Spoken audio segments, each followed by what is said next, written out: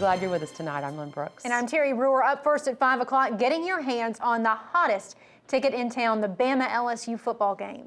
And buyers need to beware. There are some people who might try and sell you a counterfeit version of the real thing. The details are in tonight's top story at 5 o'clock. University of Alabama officials and Tuscaloosa city leaders are urging fans to keep a close eye out for scam artists. They say you need to be very careful who you're buying from. Tuscaloosa police say a high-profile game like Alabama LSU always generates a lot of bogus tickets. University officials say one way to check the authenticity of your ticket is to look at the hologram on the front of the ticket, and it should say secure and authentic, or check to see if the script A shows up if you rub a coin on the back of the ticket. Tuscaloosa Revenue Enforcement Manager Vincent Brown says before you buy your ticket from a street vendor, make sure they have certain identification like a license. We require that anyone selling tickets wear this type of ID tag, which also says City of Tuscaloosa, the year in which they bought the license, and it has some basic information about them on there. And they have to wear this at all times when they're selling tickets. Brown also says if individuals are planning on selling tickets, they need to have their ticket license and badge on them, as well as a photo ID. And while everybody is getting ready for the BAMA LSU game this weekend, one family is remembering the national championship BAMA won in '09. A mother-daughter duo, Linda Stacks and Susan Dockery, turned their Crimson Pride into a quilt dedicated to the Crimson Tide. They say this idea for the design came together easily, but turning it into a reality required a little creative thinking.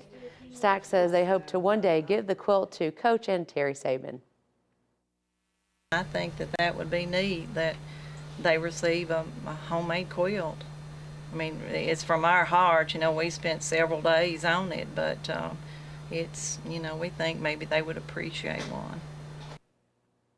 Together, the women have made 156 quilts within a year and a half, and they give most of those away to people in need.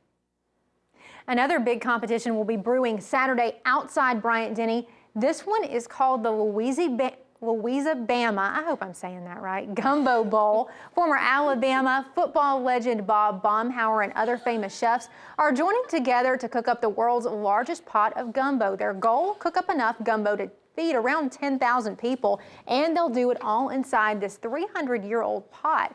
Organizers say they'll need about 750 pounds of shrimp, 400 pounds of catfish, 150 pounds of crab meat, and 200 pounds of alligator for their giant gumbo. All the fun is for a good cause. Tornado relief, one bowl will set you back $5. For more information, go to WVUATV.com, click numbers and links. And apparently you start with a boat paddle. That's some big stirs. Well, if you put on your Alabama gear, you might get some new BAMA bling. How about that?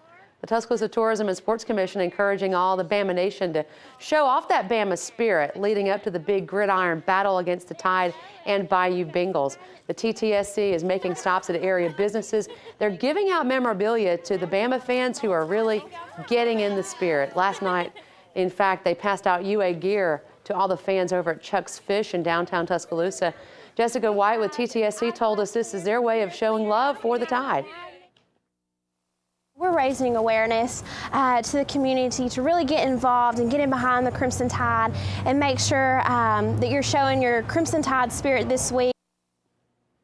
You can find a full list of all the locations where TTSC will be this week. Just go to our website, WVUATV.com.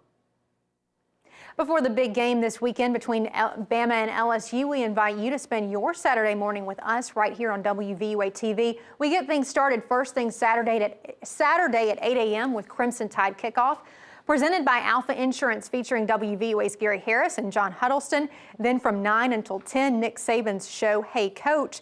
Then at 10, Crimson Cover, followed by the Iron Bowl Hour at 10:30. And at 11 o'clock, Crimson Tide this week. That's right here on WVUA TV. On your Crime Watch, your chance to help fight crime in West Alabama. You might not think it's much, but your piece of information could be that missing link investigators are looking for to catch a suspect. Here now, this week's Tuscaloosa County's Most Wanted. Hello, my name's Ted Sexton, the Sheriff of Tuscaloosa County. Thanks to your help in WVUA, we have 2 captures in Tuscaloosa County's Most Wanted. Marcus Armstrong was arrested on a charge of robbery in the first degree. He's captured 320. Steve Earl Bowen II was arrested on the charge of sexual abuse in the first degree. That makes capture 321. Now, besides a win over LSU this week, we need your help in finding two of Tuscaloosa County's most wanted. Corderius Bernard Mason is wanted on the charge of robbery in the first degree. He's a black male, 20 years of age, 6'4", 165 pounds, with black hair, brown eyes, and was last known to be living in the 2500 block of 21st Street East in Tuscaloosa. John William Hubbard, wanted on the charge of unlawful manufacturing in the first degree, possession of precursor chemicals, and other charges. He's a white male, 51 years of age, 5'10", 180 pounds, with brown hair and green eyes. Now, he was last known to be living on Dudley Road in Vance. If you have any information on these, as well as others wanted by the Tuscaloosa County Sheriff's Office, please call us at area code 205-464-8672 or go to our website at www.tcsoal.org. You can like us on Facebook and follow us on Twitter. Working together, we'll continue to make Tuscaloosa County a safer place to live. A development group is planning to build a student living apartment complex right outside the Forest Lake community, and some Forest Lake residents are not happy with those plans. The Tampa-based 908 Development Group is planning to build a student-oriented apartment facility. The apartment complex would be named The Standard.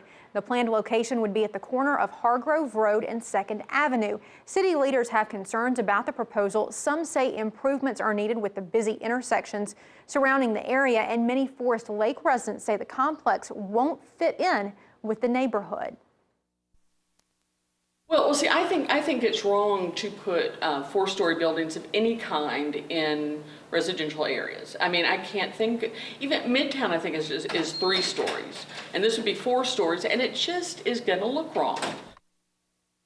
The city planned to vote on zoning the property to allow apartment development, but they tabled the measure for 2 weeks to allow for more community feedback.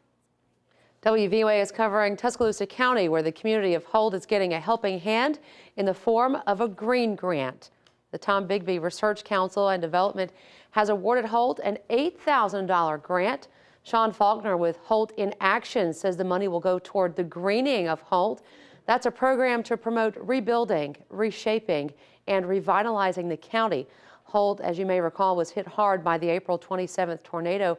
Faulkner says this is the first grant the community has received since the storms. It's a real shot in the arm for our community because this is the first grant that we've been awarded since the tornado to help rebuild our area. So it's multi-faceted for us. You know, it helps in a couple of ways. For more information on how to get involved with rebuilding Holt, go to WVUATV.com and click Numbers and Links.